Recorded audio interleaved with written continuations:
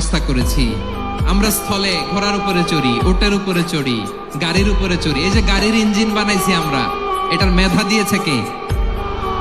আবার সাগরের মধ্যে আমরা নৌযান, জলযান, বড় বড় জাহাজ দিয়ে এক মহাদেশ থেকে আরেক মহাদেশ যাই, এক দেশ থেকে মালামাল গুলো আরেক দেশে পাঠাই।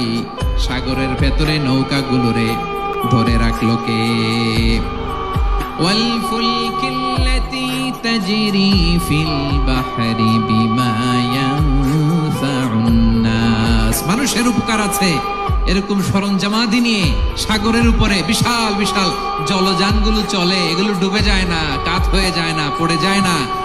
এগুলোকে স্থিতিস্থাপকতাকে ঠিক করে রাখলো কে?